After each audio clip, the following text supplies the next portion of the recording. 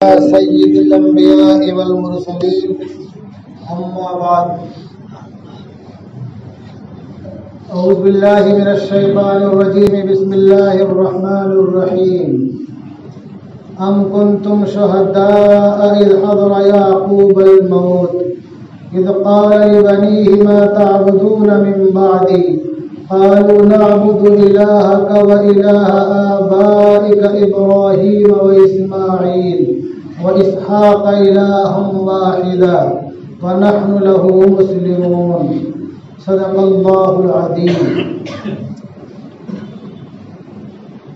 عن أنس بن مالك رضي الله تعالى عنه قال قال رسول الله صلى الله عليه وسلم إن لله أهلين من الناس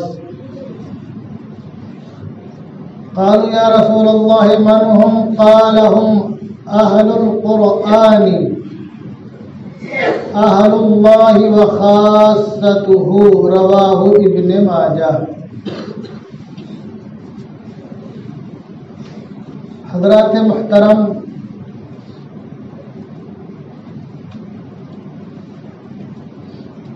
یہ دنیا رنگ و بو اپنی گونا بو اور رنگا رنگی کی وجہ سے مختلف علاقوں اور مختلف خطوں میں مختلف طرح کے نظارے پیش کرتی ہے.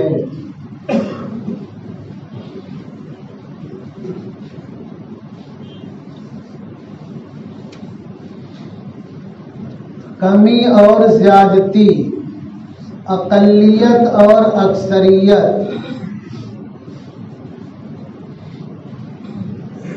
بہت سے خطوں اور علاقوں میں ایک دوسرے میں ضم ہو جاتے ہیں اور فرق اور امتیاز کرنا مشکل ہوتا ہے کہ کس کا تعلق کس مذہب سے ہے. اور پھر رفتہ رفتہ جو آنے والی نسلیں ہوتی ہیں ایک کے بعد دیگرے، وہ اپنے دین و مذہب کو بعض دفعہ بالکل بھول جاتی ہیں اور ایسا لگتا ہے جیسے کہ ان کا اور ان کے آبا و اجداد کا کبھی کسی دین و مذہب سے تعلق نہیں تھا. جہاں پر وہ لوگ جو کہ دین حنیف کے پیروکار ہیں اور خدائے واحد کے پرستار ہیں اور جناب محمد رسول اللہ صلی اللہ علیہ وسلم کی سنتوں پر عمل پیرا ہیں، ان کی تعداد کم ہو تو کیا طریقہ اپنایا جائے، کون سا راستہ اپنایا جائے، کون سے اسباب و عوامل اختیار کیے جائیں کہ جس سے آنے والی نسلیں اپنے اسلاف کے نقش قدم پر چلتی رہیں اور دین حنیف کو اپنا مذہب اور دین مانتی رہیں اور اللہ تبارک و تعالیٰ کی وحدانیت کی قائل اور جناب رسول اللہ صلی اللہ علیہ وسلم کی رسالت کی قائل رہیں. وہ طریقہ بھی قرآن نے بتلا دیا اور بہت ہی اچھے اور اچھوتے انداز سے بتلایا ہے. اللہ تبارک و تعالیٰ نے اپنے عظیم پیغمبر کا واقعہ نقل کیا. واقعہ کیا ہے؟ خود اللہ تعالیٰ فرماتا ام کنتم شہداء اذ حضر یعقوب الموت اذ قال لبنیہ ما تعبدون من بعدی قالوا نعبد الہک والہ آبائک ابراہیم واسماعیل واسحاق الہا واحدا ونحن له مسلمون.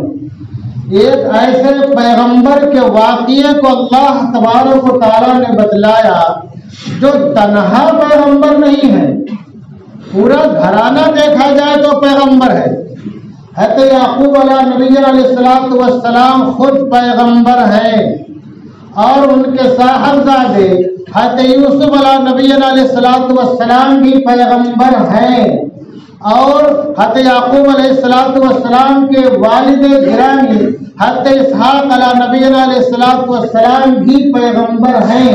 حضرت یعقوب علیہ نبی علیہ السلام کے چچا محترم بڑے والد جسے ہم کہہ سکتے ہیں اپنی زبان میں حضرت اسماعیل علیہ نبی علیہ السلام بھی پیغمبر ہیں اور حضرت یعقوب علیہ السلام کے دادا محترم جن کو ابو الانبیاء کہا جائے تو بیجا نہ ہوگا، ان کی نسلوں میں ہزاروں انبیاء کرام تشریف لائے۔ حضرت یعقوب علیہ السلام سے جو شاخ چلتی ہے اس میں ہزاروں انبیاء کرام ہیں، ہزاروں انبیاء کرام، شمار کرنا مشکل ہے، نام لینا مشکل ہے، اتنے انبیاء کرام ہیں۔ تو حضرت یعقوب علیہ السلام کے جو دادا محترم ہیں حضرت ابراہیم علیہ نبی علیہ السلام، وہ بھی ایک عظیم المرتبہ پیغمبر ہے۔ تو ایک وہ شخص جو خود پیغمبر، بیٹا پیغمبر، جن کی نسلوں میں ہزاروں افراد پیغمبر، جن کے والد پیغمبر، چچا پیغمبر، دادا پیغمبر، وہ اپنے آخری وقت میں اپنے بیٹوں سے عہد و پیمان لے رہے ہیں، عہد و پیمان لے رہے ہیں کہ میرے بعد تم لوگ کس کی عبادت کرو گے، کس کی پرستش کرو گے، کس کے سامنے سر کو جھکاؤ گے، کس کے سامنے سجدہ ریز ہو گے؟ کیوں ایسا کر رہے ہیں؟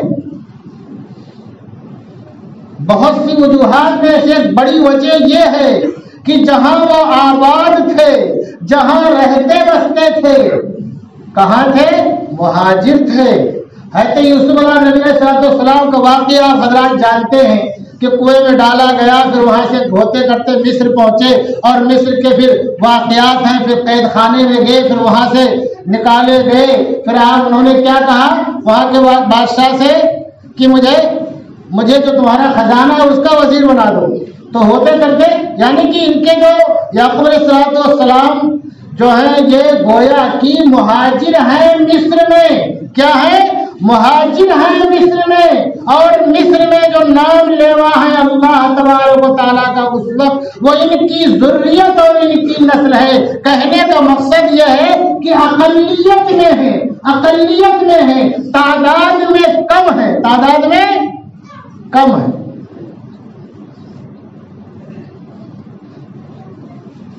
تو کیوں ایسا پیمان لے رہے کہ تمہاری تعداد کم ہے، یہاں کی اکثریت دوسرے مذہب کی پرستار ہے، ہر ایک چیز کی جس کو چاہتے اس کے اوپر پرستش کرنے لگتے تھے۔ تو ان کو اندیشہ ہوا کہیں ایسا نہ ہو کہ میرے بعد تم یہاں کی اکثریت میں گھل مل کر کے اسی میں ضم ہو جاؤ، تم بھی ویسے ہی ہو جاؤ۔ کیوں ایسا پیمان لیا کہ تمہاری تعداد کم ہے، تم اقلیت میں ہو، یہاں کہیں ایسا نہ ہو کہ تم یہاں کی اکثریت کے دھرم کو قبول کر لو جان بوجھ کر کے یا بے جانے۔ آج کل ہمارے بہت سے نوجوان بے شعوری طور پر، بے سمجھی میں پتہ نہیں کیا کیا کرتے ہیں جس کا اسلام سے کوئی تعلق نہیں ہوتا۔ ہمارے بہت سے نوجوان ایسے بھی ہیں جو بولتے ہیں ہم مزار پہ جاتے ہیں، وہاں بھی چادر چڑھاتے ہیں، پیشانی چیکتے ہیں اور سائیں بابا کے اس پہ ناریل بھی پھوڑتے ہیں۔ اب بتاؤ اسلام سے اس میں کچھ تعلق ہے؟ اور جو جا کے ناریل پھوڑ دیا اور ڈنڈوت کرنے لگا اس کا ایمان باقی بچا؟ یہ نہ سمجھے نہ کر، ان کو پتہ ہی نہیں ہے، ان کو پتہ ہی نہیں ہے۔ اور پتہ نہ ہونے کے بہت سے اسباب ہیں، بہت سے وجوہات ہیں، بہت سے عوامل ہیں۔ اس میں سب سے بڑی وجہ کیا ہے؟ والدین کی غفلت، والدین کی غفلت، والدین کی بے خبری۔ اور بچپنے میں جب کہ وہ اللہ بولنا چاہتا، بلواتے تو بولتا، تو پتہ نہیں کیا کیا بلواتے رہے اور دوسروں کے بیچ میں رہے، وہ انہیں جیسے ہوتے چلے گئے۔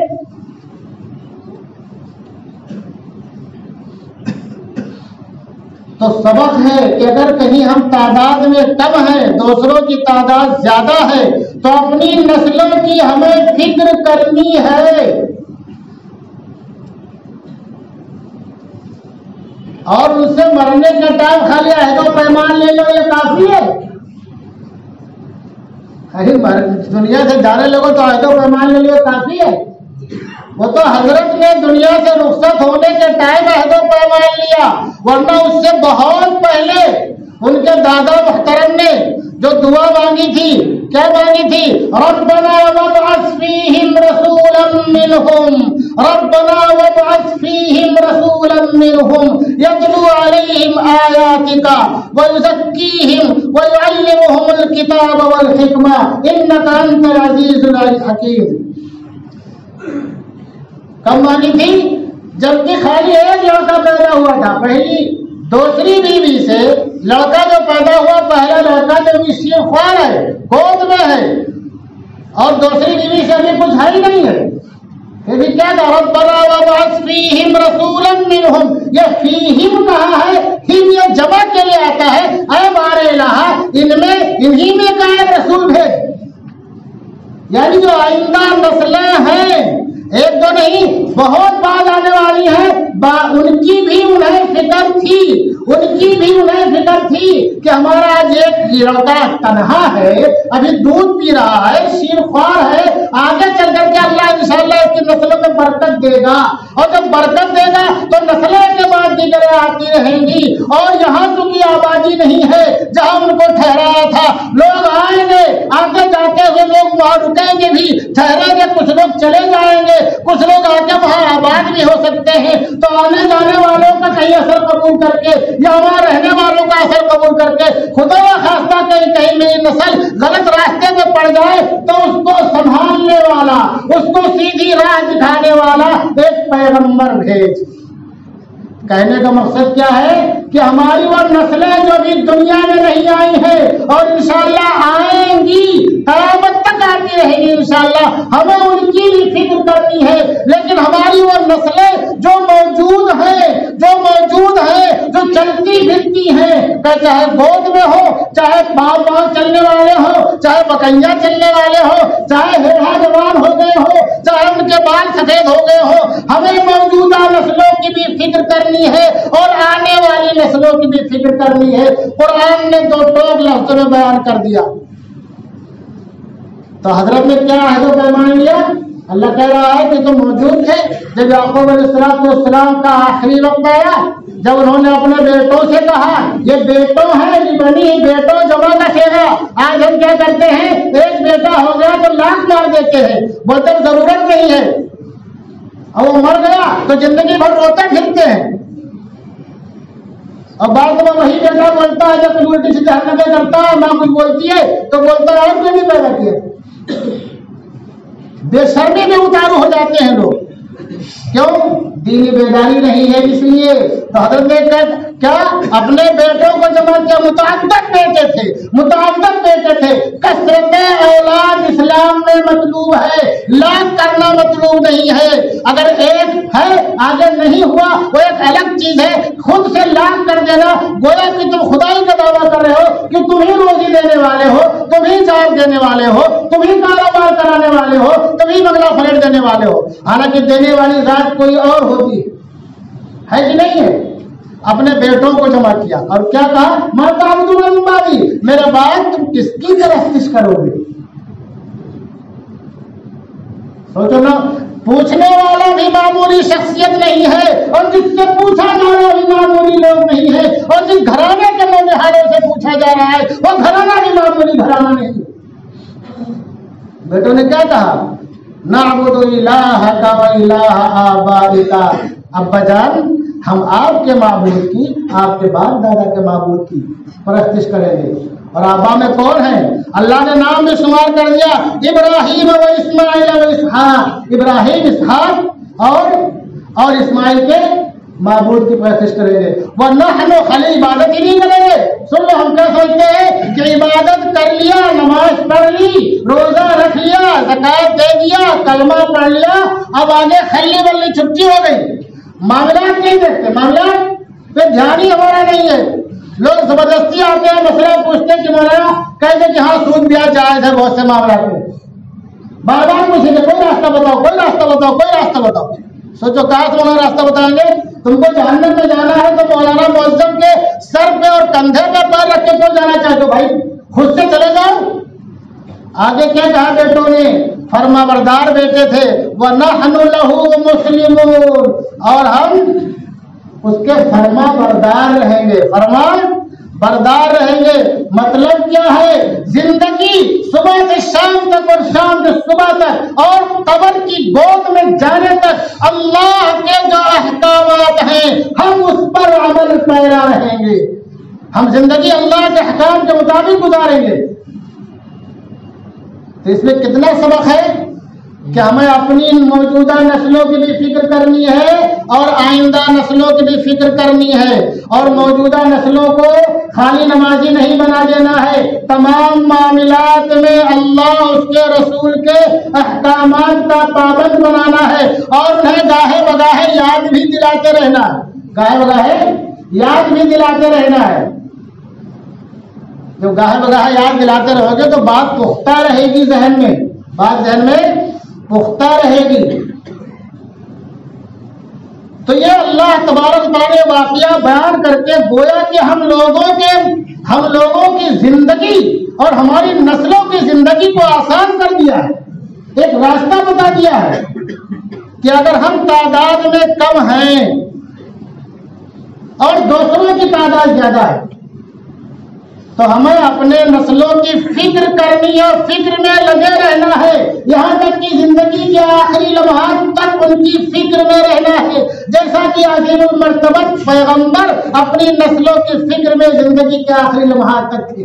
اس سے ہمیں غافل نہیں ہونا، بے فکر نہیں ہونا. اور یہاں کے جو پرکھے تھے ہم سب کے اور جو اسلاف تھے اور جو بزرگ تھے یہاں کے جو اللہ والے تھے، انہوں نے بہت سے راستے اپنائے. خواجہ معین الدین جی رحمۃ اللہ علیہ نے کیا طریقہ اپنایا؟ خانقاہیں جگہ جگہ قائم کر دی، اپنے خلفاء کو جگہ جگہ بٹھا دیا تاکہ لوگ دین سیکھتے رہیں، غافل نہ ہو. خالی نام کا مسلمانوں جیسا ہو، کام غیروں جیسا ایسا نہ ہو. کشمیر میں شیخ علی ہمدانی تشریف لائے، وہاں انہوں نے بھی وہاں جگہ جگہ خانقاہیں قائم کی. اور پورے بر صغیر میں مشائخ کا اللہ اس کے رسول کی محبت سے جن کے سینے بھرے ہوئے تھے اور جو دین کی فکر رکھتے تھے، انہوں نے چپے چپے اور کونے کونے میں اپنے خلفاء کو، نمائندوں کو، شیوخ کو بٹھا دیا. وہ سلسلہ چلتا رہا، ابھی بھی چل رہا ہے. لیکن مرور ایام و مرور زمانہ سے حالات پلٹتے پلٹتے رہے. حالات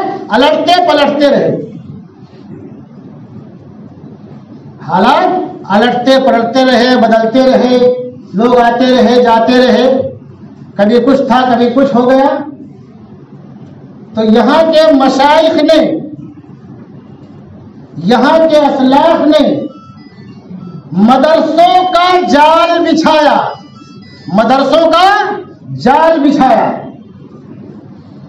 اور وہ جال جو مدرسوں کا بچھایا ویسا جال نہیں بچھایا جو کہ اندلس یا اسپین میں تھا. جال اسپین میں بھی اپنے وقت کی دنیا کی عظیم ترین دانشگاہیں تھیں. یورپ کے گورنروں کے، وہاں کے حکمرانوں کے، وہاں کے بادشاہوں کے لڑکے اسبیلیا اور غرناطہ کہاں پڑھنے جاتے تھے اور وہاں کی پڑھائی کا فخر محسوس کرتے تھے.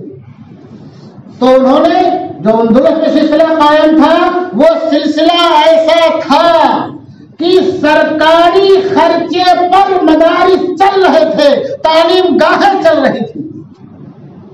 اور جو سرکاری خرچے میں چل رہے تھے، اور جب وہاں جتنی مدت حکومت جہاں پر کی ہے مسلمانوں نے، کم و بیش اتنی ہی مدت وہاں پر بھی مسلمانوں نے حکومت کی. آپ تاریخ پڑھیے، یہاں جتنی مضبوط تمہارے پرکھوں کی سلطنت تھی، اس سے کئی گنا زیادہ وہاں مسلمانوں کی سلطنت مضبوط تھی. کئی گنا زیادہ مضبوط تھی سلطنت وہاں. کیوں؟ وہاں خلیفہ رہتا تھا. اور جو خلیفہ ہوتا ہے پوری دنیا کے تمام مسلمان اس کے تابعدار ہوتے ہیں، تمام جتنے گورنر ہوتے ہیں سب اس کے ماتحت ہوتے ہیں. نہ فوج کی کمی تھی، نہ خزانے کی کمی تھی، نہ افراد کی کمی تھی. لیکن اللہ کا قصور ہے تلک الایام نداولها بین الناس، جب انہوں نے غفلت برتی تو جن پر یہ حکمراں تھے وہی غالب آ گئے، اور جب وہ غالب آ گئے تو کیا ہو گیا؟ تخت و تاج کا تو تیا پاچا ہوا ہی، تخت و تاج کا تو تیا پاچا ہوا ہی، وہاں سے مسلمانوں کا نام و نشان مٹ گیا. مسلمانوں کا نام و نشان کیوں مٹ گیا؟ بہت سی وجوہات میں سے ایک وجہ یہ بھی ہے کہ وہاں جتنے مدارس تھے، جتنی تعلیم گاہیں تھیں، سب سرکاری خرچ پہ چل رہے تھے. وہاں کے لوگوں کا مزاج نہیں تھا چندہ دینا، جو آپ دیتے ہو چندہ، وہاں کے لوگوں کا مزاج نہیں تھا بھائی حکومت دے پیسہ، پیسے کی بڑی رینٹ پین سے اٹھ گیا. تو جب تخت و تاج گیا تو مدارس بھی سب بند ہو گئے، اور جو کچھ تھوڑے بہت مسلمان بچے وہ بھی سب آہستہ آہستہ ویسے ہی اسی رنگ میں رنگ گئے، اسی رنگ میں رنگ گئے. علامہ ابو حسن علی گنجوی رحمۃ اللہ علیہ نے علامہ اقبال کا شعر ایک جگہ کوٹ کیا ہے کہ کوئی قرطبہ کے کھنڈر جا کے دیکھے، کوئی قرطبہ وہ مسجد جو دنیا کی سب سے بڑی مسجد تھی وہ وہیں پر واقع تھی، اس کا ایک ایک گیٹ پورا ایک ایک گاؤں کے برابر تھا. پتہ نہیں کتنا من تیل جلتا تھا ڈیلی اس مسجد میں، ابھی ویران ہے، وہ غیروں کے قبضے میں ہے، کوئی اللہ اکبر کے صدا برن کرنے والا وہاں پر نہیں ہے.